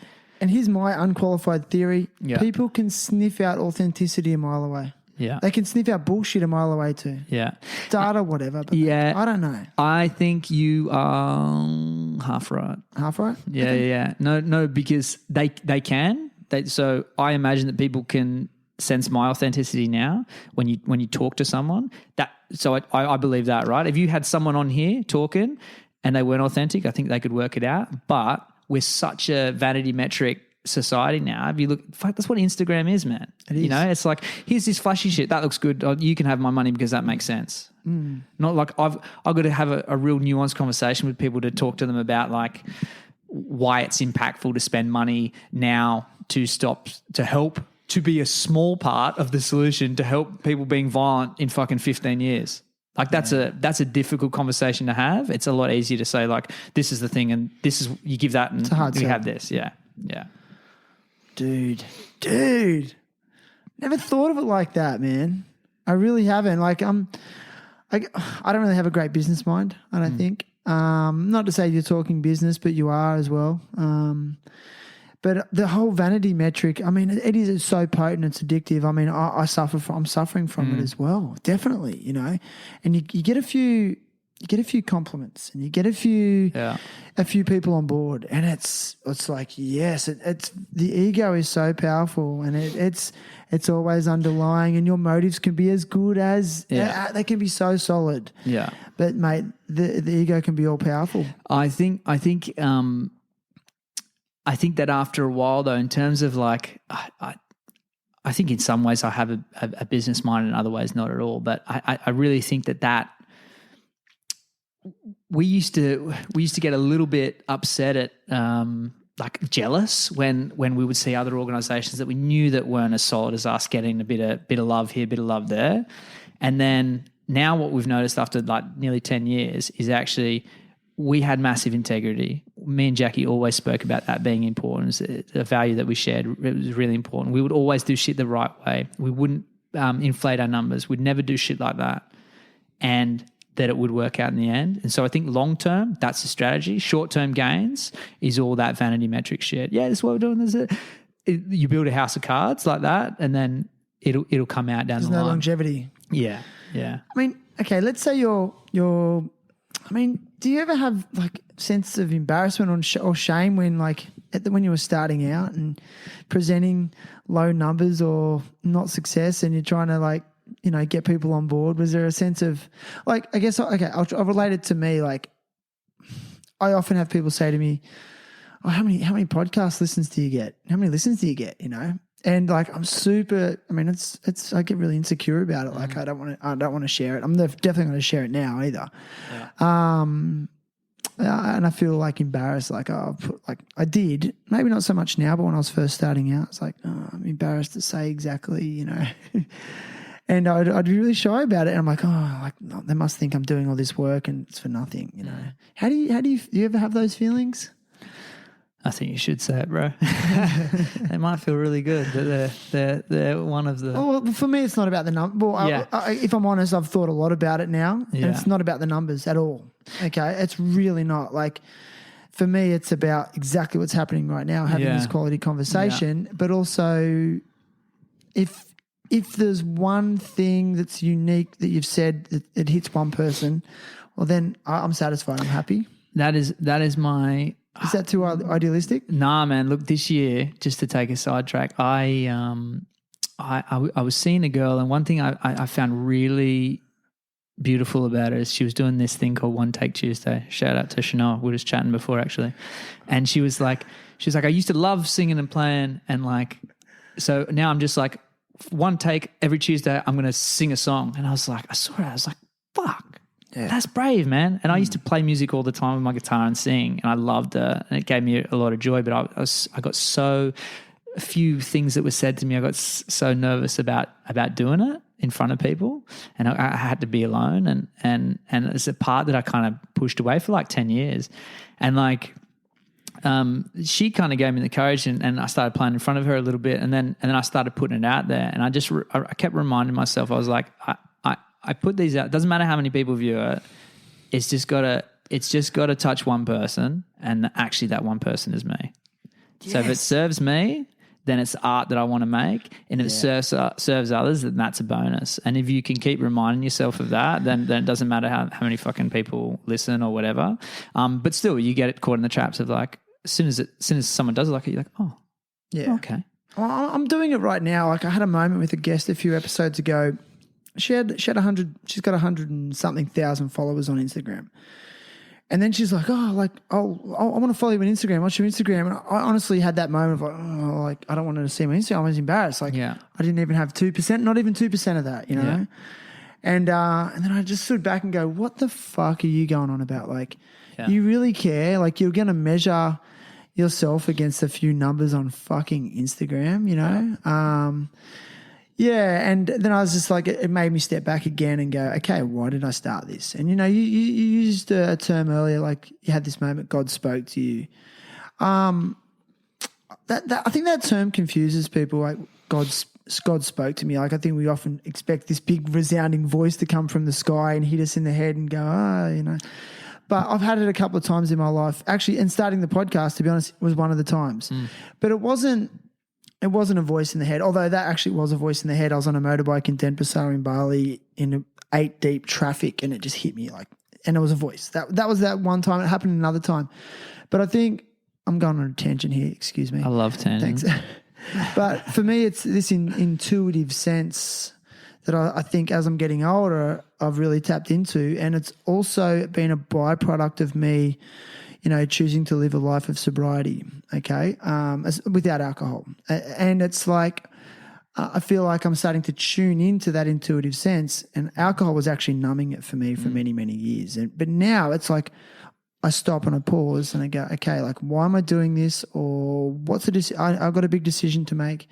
And I think going back to the whole vanity metric thing, it's I had to stop just recently and go, okay, well, why am I doing this? It's like, yeah, well, because everyone's story is unique and there's someone out there who needs to hear it exactly like it happened for you. Your story could be identical to someone else's, but the way it happens to you might have these slight intricacies of difference. And that's why we do it. And I think over time, in my opinion, success is a byproduct of that. Yeah. Anyway, thanks for letting me go on. No, man, I love a tangent. Thanks for listening, bro. I think you touched on what we said before. It's like sometimes like just one person can say one thing. But exactly, you know? bro. So like if one person hears that one thing when they needed to hear it, at the time they needed to hear it. Yeah, and just because everything's kind of crystallizing, they don't know it yet. There's one piece of the puzzle that needs to drop, and then they go, "Oh, motherfucker!" Right there. That's the thing. I read something the other day that hurt me. It was like a meme, and it was like this girl's meme. And Kelly Slater actually reshared it on his Instagram, and it just fucking hurt me. I don't know why. It's like every cunt has a podcast. No, yeah, she wrote, why do middle-aged men, like, instead of going to therapy, why do they start podcasts? And I went, oh, fuck, God damn it, that's me. Fuck. Because this is your therapy, bro. It's good. Fucking embrace it. And I'm like, why did that hurt me? And I'm like, because I never thought like that. Not to say I feel like I need therapy. I mean, but if I'm honest, like, this is therapy. Like, I get to speak to such a rad dude like you, who's passionate, inspired, charismatic, has a rad story, done the hard yards. And like, already I'm sitting here and I'm just like, identify, you know, hard childhood, problems with dad, boom, boom, boom. Yeah. And then it's like, what's firing back at me is like healing. Like every time you say that, and it's like the more honest and the more raw you are, the more healed I become. And I fucking hope someone else is getting that healing, you know. I don't know. I think that should I quit the podcast and go and get therapy? Absolutely, mate. Get the fuck out. No. I think that girl, right? Was it a girl that shared it? It was actually a female that shared it. So I think this is what it's the equivalent is like. The equivalent is like a someone who's overweight being like, oh, like, look at all these dickheads, you know, eating healthy or whatever. It's like people who want to be something else are just sitting there saying something into the mirror. They don't really love something about themselves, so they put it out there like, oh, fuck these guys. Because really they want a place where they can talk to great people. They can, you know, they want that for themselves. That's all that shit is. And it doesn't matter if you can sit there and rationalize that and like know that to be true. It still fucking hurts. Still fucking hurts. It's like you hit a chord but then like you just flip it, man. Just be like, yeah, this is great therapy.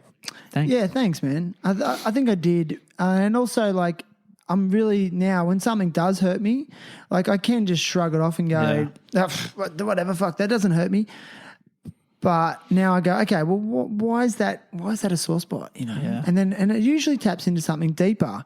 And I think for me, most things that are sore spots are stripped back to two things, and it's fear of something, whether it's fear of judgment, ridicule, rejection, or it taps into fear of insecurity, like I'm going to go without, people aren't going to like me. I'm going to lose friends over this. So it's all, actually, you know what? It's all fear. I think it's all fear. Yeah. It's all fear. Yeah. I don't do things out of fear constantly. That's mine. Is that your mantra? That's the anti-mantra. It's like don't do things out of fear. No, I'm saying that's what prevents me from doing things that I should be doing. So there's a lot of things that I want to do. Fear stops me. Yeah, 100%. I'm always like, it's the same shit as you're talking about, man. It's like starting the Aussie office. I'm like, oh, cool. So I've got to start socials now with zero. Right, cool. I've got to build it up from nothing. No one knows who we are. I've got to have these conversations and they've got to think that I'm just another person trying to do this, you know. Like they don't know who the fuck I am. They don't know what I've done and none of it matters. So I have to have these uncomfortable conversations all the time. Starting a business, it's like I've taken so long to do it because I'm like, who the fuck's going to listen to me? You know, I've worked with thousands and thousands of men. Yeah, I'm like, oh, okay, this is a new men to work with here, and like it's completely go back to being a beginner and just not. I can't do it. Put it off. I kept putting it off. So I act in that way all the time. I just always fuck myself over, like in a good way. So my when I feel myself doing that after a while, I go like, I'm just going to pay for rent on an office. Then you got to do it. My friend Blake Johnson said that. He's been on the podcast. He opened up a couple of cafes in Bali, but he had a cafe Blakey. in Wollongong. Blakey, you fucking listening? You know Blakey. You know, of course you know. But you know, Eddie, are you watching the live stream? he listens. I know he's undercover listener. Yeah, cool. He's been on twice actually. Love Blakey. He's a fucking good human, but man. he said it to me once. He said like he sold his business here, and he's like, I'm gonna go and open restaurants in Bali, and he said what he deliberately did was he told a lot of people he was going to do it, because then he was like, oh, fuck, well, I have to do it now just to save face. But when he said, when I was telling people, he goes, I had nothing set up. I had no contacts. I didn't know how I was going to start it. Yeah. But I just told people, oh, that's what I'm going to do. Yeah. And then sort of made out like it was already started, and it wasn't. And he goes, and then I was like, oh, fuck, well, I've really committed to my friendship circle and people that know me. If I don't do it, I'm going to be something. And so he was actually running off this fear of embarrassment, you know. Or no, not fear, but he made himself accountable. Fuck yeah. That's the move all the time. Is it a good move? That's my only move, basically. That's it. It's like I'm doing it. I just told everyone I'm running 100 miles. It's like I'm fucking running 100 miles. You? Yeah. When? No, I just told everyone I'm going to do it. Have you done it? No, I do it in 3 months. Bullshit. Yeah. Have you started training? Yeah, well, I did the 100. 100 kilometers. That was the Kokoda one. That was recent. Yeah, that was a couple months ago, but I fucked my knee, so I haven't been able to run. I've been like slowly training my way through a ton of pain to try and get back to. So I've just got back to 10 kilometers, and that's a really painful 10 kilometers. But so I've got to get 160 by in about 3 months. Are you kidding me? Yeah, my brother's an ultra runner in Adelaide, actually. But like I think he failed his first 2 or 3 100s. Yeah. The first one he got to 60k, and the chafing got so bad he couldn't go. The chafing on his chafing was just, he said, I couldn't do anything about it. There wasn't enough Vaseline in the world or some shit. I don't know. Yeah. It's brutal. So why are you doing that stuff?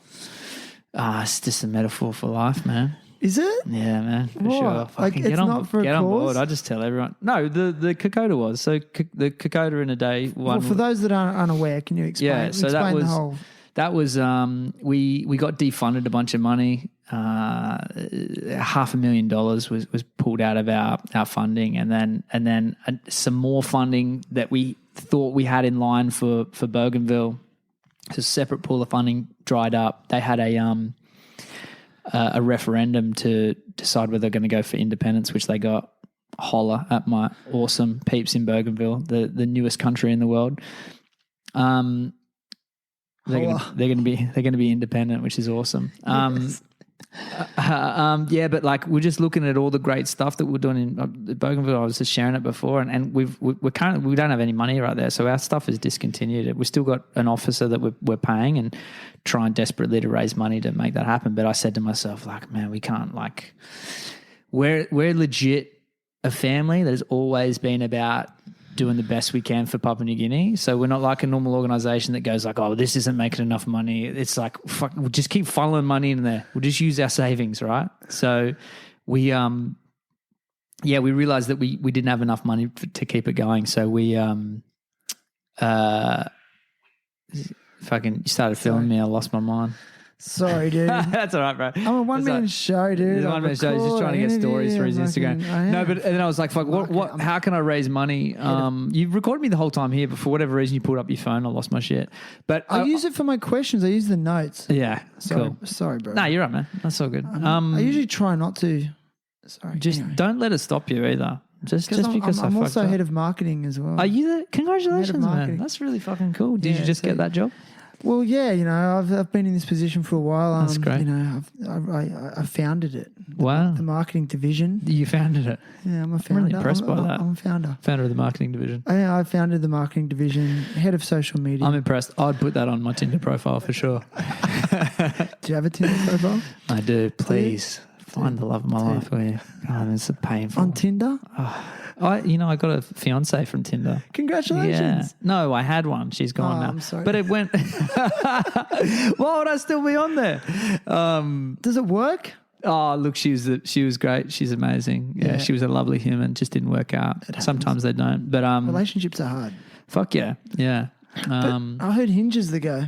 Hinge is, well, look, man, I'm so dating apps are. Dude, what's your thoughts on dating apps? They are the destruction of courtship. They are an evolutionary process that should never have happened. Like it ruins we're not supposed to go, oh, she seems nice, but I'll just check what else is going on. And it's just not, I don't think it's natural, and it feeds all my addictive tendencies and does not make me feel good at all. I don't like it yet I'll go back to it all the time because it's that's how you meet women now.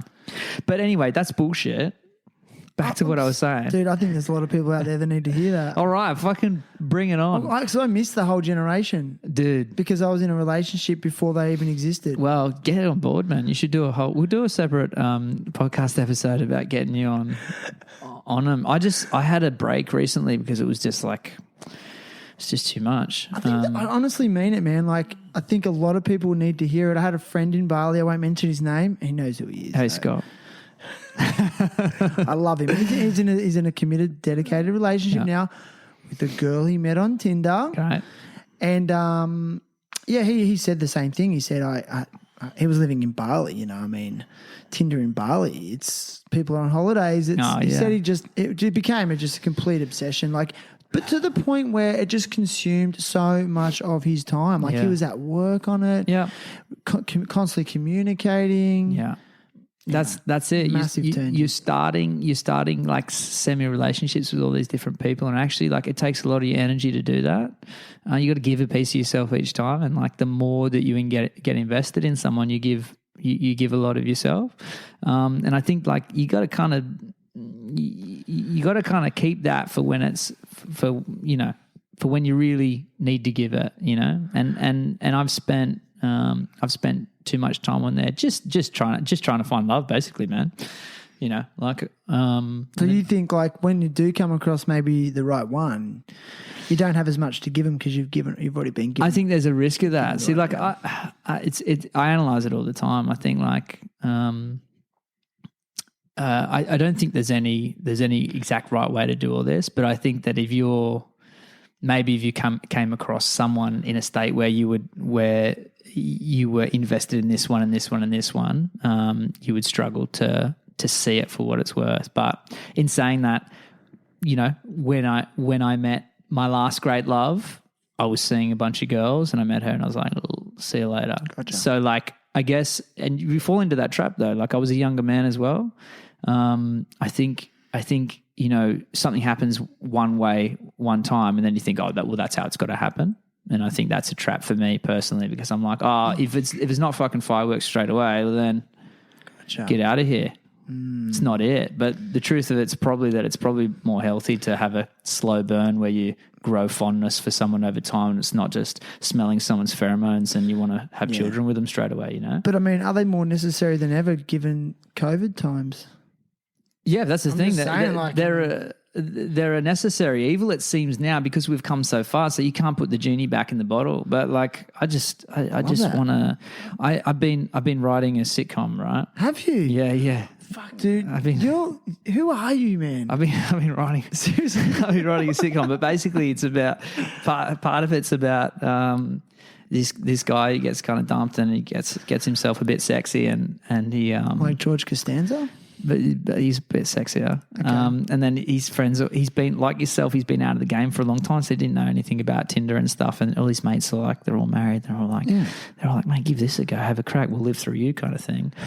And he cleans up, but leaves him feeling pretty empty, And then he meets the love interest at the fruit shop, and it's kind of that at first sight thing. It's beautiful. Nice, bro. And then he finds out later that he accidentally impregnated all those women that he dated with. It's called Baby Daddy. It's going to be awesome. So the pack of condoms were from before the pack of condoms were from before. So he had a pack of condoms, but they were from before the relationship the long term. So relationship he was actually hooking up with women on. He was actually having sex. He had this long term relationship that fell apart. Yeah, but then he was hooking up with random women, and then his mates were like, "Hey." hop on Get Tinder on it. and to make himself feel better because he felt like a piece of shit. But fell in love. But shagging all these women, using this pack of condoms that was Out of date. Out of date, but because he had them from before Do you believe in love at first sight? I do, man. I'm Yes. such a sucker for it. It's good, man. It's good. I like everything I write on guitar. It's like they're all fucking love songs or heartbreak. I'm a sucker for it. I don't know if that's to my detriment, but I don't want to be any different. I just want to believe in that magic. I just love it. It's good. Do you think music would exist without heartbreak? No. Yes, it'd be shit, but I'd be like this. Nah. It's rage. Rage would give you music, Rage Against the Machine. I mean, the Rage. the feeling of rage, Yeah. and they would have given you Rage Against the Machine. No, I think politics and heartbreak are really good for music, right? Yeah, for sure. But I think heartbreak more than anything. Definitely. I think heartbreak has been the source of more art than any other emotion, like for sure. You mentioned that you're separated. Yeah. I mean, and you believe in love at first. You believe in love, and you believe in love at first sight. Yeah, for sure. But I mean, is your view of relationships tainted? Nah. After a failed serious relationship? I think that's another one of those things you reflect on. You make a choice. Like you can leave. I feel like most people leave relationships bitter. I like hold this up as like a real success of mine. Like as much as most things, is that I'm friends with every ex from the first one, from when I was 15 years old.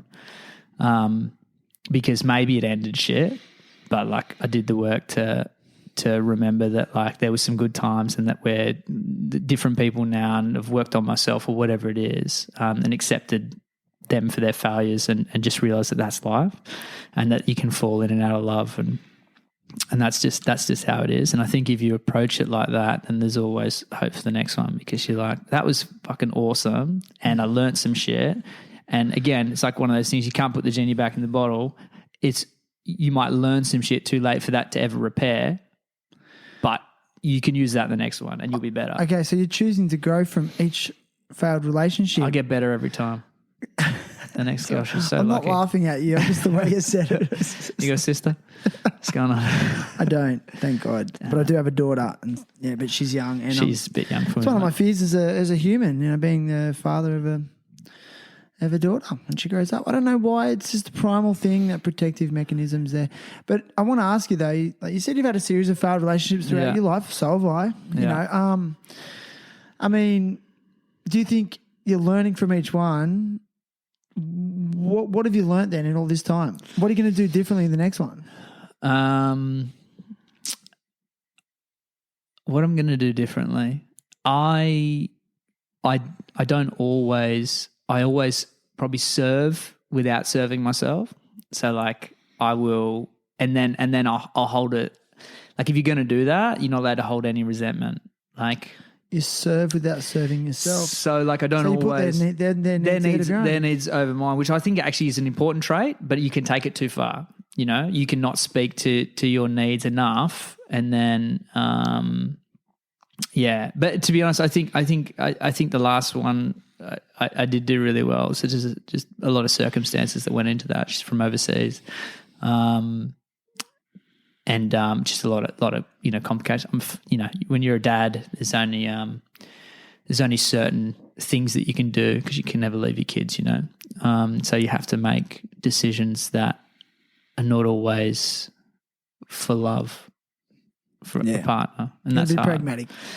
Yeah, and your kids have to always come first. So that was the case for that one. So I'd already learned a lot from other relationships before that one, and that relationship wasn't perfect, but it was really beautiful, and it definitely helped me become a better father and a better man. But I'm just a lot better at. I learned that I needed to be stronger individually. And something I'm still working on. Like if you can get closer to being right in yourself, then you won't take your shit out into that relationship. But that's a constant process. Sometimes I feel like I'm killing it, where I'm like I'm on top of it all, and other times I'm like, fuck, who would want me? It's the ongoing problem, like people bringing baggage into their next relationship. It's just never ends. It's really hard not to. I mean, it's not that my biggest problem I keep waiting to be struck in the head by like, oh, this is undeniable. But I think actually the fact that I had a really good one is almost to my detriment, because if I might not give certain things a chance that I should, and I think I've probably done that a little bit since. Yeah, I think it's. I don't think there's any right way to do these things. You just got to keep giving it a crack. I agree. And I was just thinking, like, we bring baggage into our relationships, but then we also, over time, if you're with someone for an extended period of time, you start to accumulate baggage within that relationship, you know? Yeah. And I just think for me, I've put a lot of thought into it recently, and, you know, I look around and I see a lot of friends with failed relationships and marriages, and I look at our society, and it's just failed relationship after failed relationship. And I must admit, I just get really negative on it. I'm like, men and women, or humans aren't meant to live in couples, maybe. I don't know. Like, are we doing it wrong? But then I'm just kind of like, I really think it's, again, this is a huge topic, but I think a lot of it comes down to tolerance, forgiveness, and ongoing growth within the relationship. Yeah. Maybe. But then I don't know. I don't know. I think it's really easy to grow apart.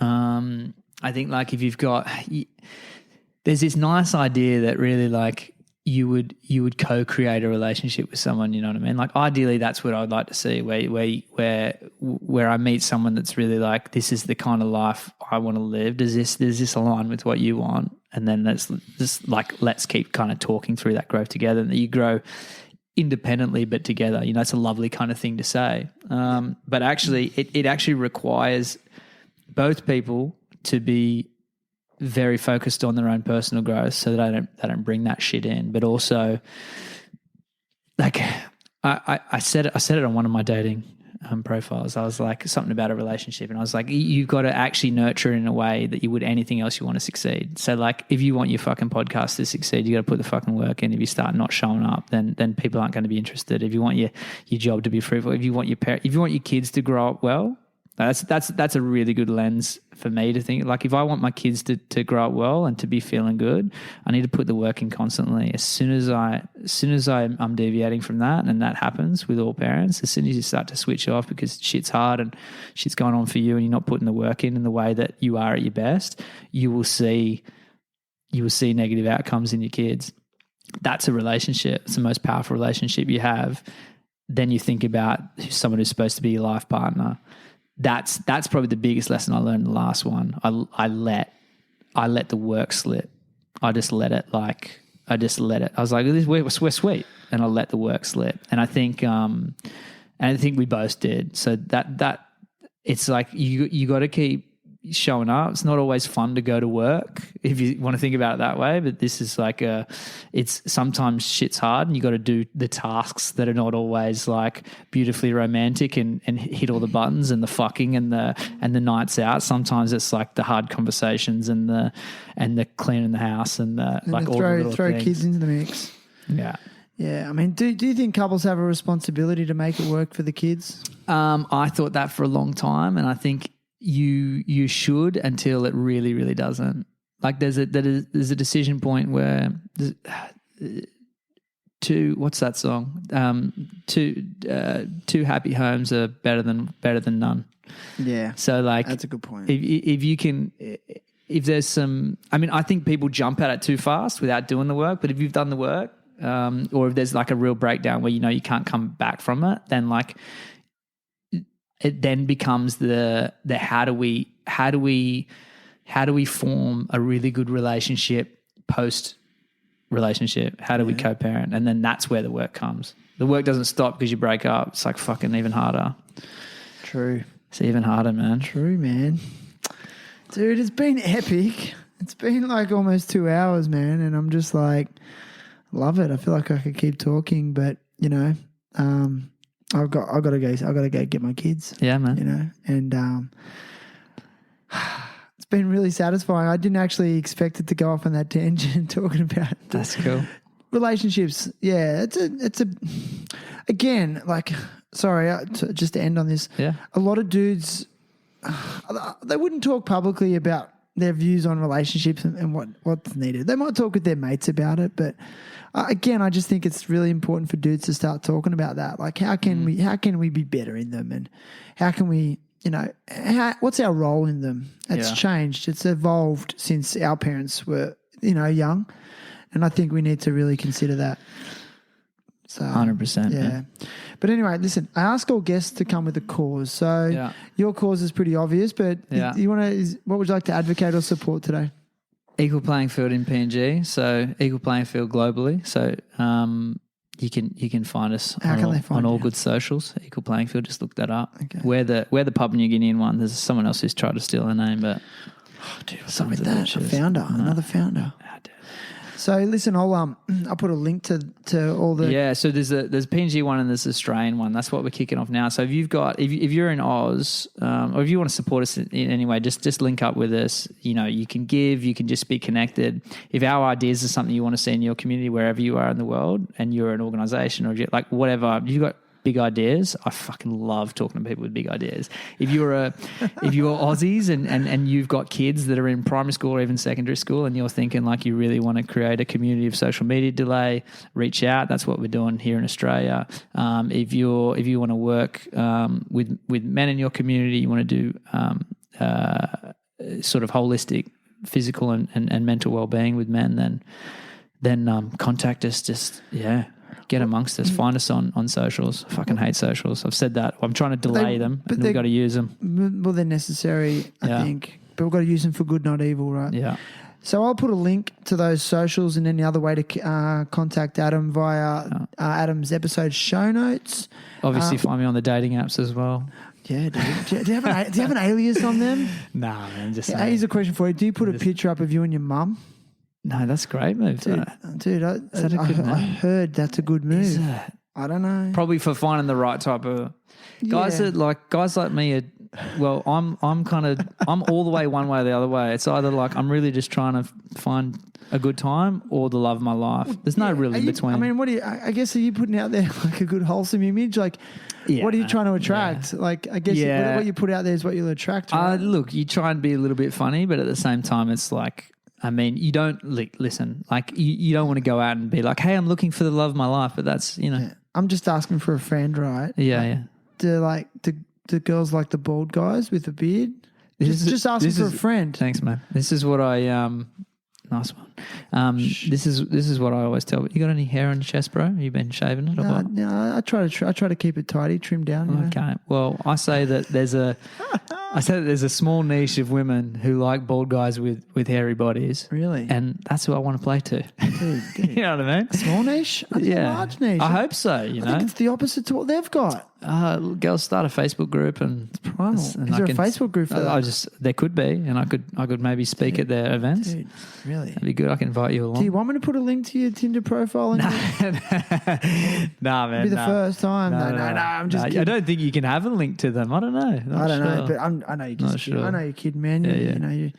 But listen, I'll put a link to ways to get in touch with Adam and his awesome initiative, Equal Playing Field, on his episode show notes. And you can find Adam's episode on terriblehappytalks.com. And there's also links to all the various platforms that this podcast is found, such as Apple Podcasts, Spotify, iTunes, Buzzsprout, Stitcher, Google Podcasts, iHeartRadio, and TuneIn Radio. There's actually a couple other random ones that I'm on that it's been picked up on. Whatever. Doesn't matter. Find the platform that works best for your device, and if you subscribe, it'd be great. I always feel weird telling people, like and subscribe and all that shit, but it does help the show. But if you don't do that, look, thanks for listening anyway. And listen, brother, I've got a couple of presents for you. I love presents. Okay, so the first one's actually not with us, but every guest on the Terrible Happy Talks podcast gets a free pair of Indosols. Oh, so good. From our friends at Indosol, Kai Paul, Kyle Parsons, absolute legendary humans and people I consider good friends will be sending you a pair of flip-flops or slides. We call them thongs in Australia, but the Americans call them flip-flops. Weirdos. And Kiwis call them jandals. Did you know Jandal's such a weird that? thing. This is Kiwis. Like Kiwis, I like them so much, and their country's Love them and hate their them. country's so fun. Their country's so good. Oh, it's my favourite place in the world, God, man. they fucking talk weird and Jandals. say weird shit like jandal They're the funnest to take the piss out and of. chili bin. And the weird thing about it is, like, we sound just as bad to them. Yeah. I was talking to a Kiwi friend the other day, and she was giving me shit for saying necklace. What? I'm like, how do you What say do they it? say? Nicholas. Nicholas. Nicholas. Oh, okay. Nicholas. And I Nicholas. said necklace, and she's like, oh, you Aussies will never learn. I'm like, what do you mean? You'll never learn. Like, it's, I know. Yeah. So, man. So you'll be getting a free pair of shoes. Sick. And the other thing is I give these to all guests that have been on the show. You get the Terrible Habit Talk Circle logo sticker.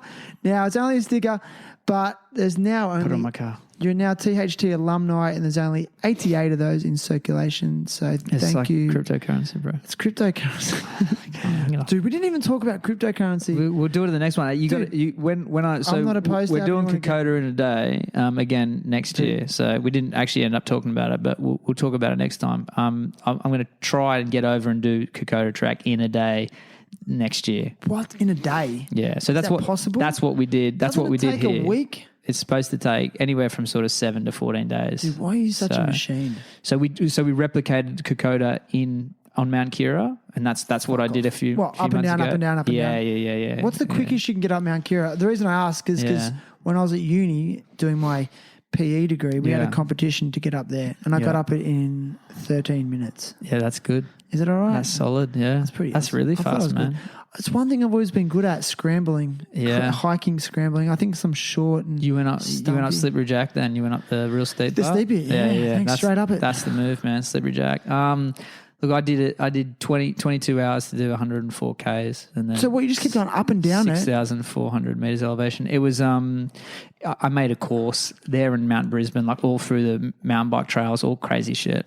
Yeah, it's like fucking steep scrambling shit. It was mental. See, dude, people like you just function on a different level. Who thinks to do that? And I bet you're a kick-ass fighter. Like, Nah. just because I want to talk about that. Compared to maybe the average Joe, I'm okay. Like, if I fought anyone, I'd just take him to the ground and submit him. But So you go for submission, not strikes? I can strike a bit, Ground and but pound? I'd tackle someone to the ground for sure. Is that your first, is that your go-to? I would throw a little bit, and then I'd go to the ground. Yeah, Choke him out? yeah. Or armbar? Leg bar? I'd probably triangle. I was going to say triangle. Yeah, triangle's my move for sure. You know, it's funny, like, because I could never watch UFC for a long time, and because it's too violent. I was like, because I was like yoga and surf dude, and I'm into skateboarding, and it's just recently. But I've always loved to kickbox, Muay Thai, mainly because I've been really inspired by this guy Brett Harriet, who has a boxing gym in town. And, he's a legend. And I used to train with him about 10 years ago in kickboxing until I hurt my ankle. And anyway, and I just couldn't watch it. But it's just recently I'm like, I'm really into it, and it's like I've got a new sport again because it's the best. I stopped watching sport. I don't know about you, but I'm like, but now it's like It's the only sport I watch. It's the only sport. and I don't see it as violent anymore because I know how well tuned these athletes are. Yeah. you know they're so trained for this, and So don't I'm know. like one of the worst fighters in my gym, but I mean it's a I don't world class believe it. gym. I mean, you got Alexander Volkanovski. Yeah, exactly, exactly. So they got proper.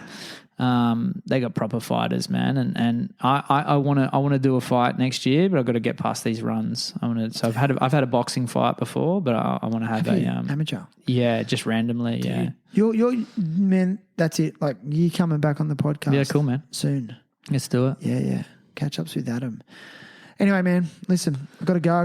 Beautiful. I've got dad duties, but you know, have you got anything else you want to say? Something funny? Nah, man. Oh, you can't put me on the Thank God. spot. What? I'll tell you about. No, too you late. want? Too Oh, late. you're Too gonna give me late. the last track? Damn it.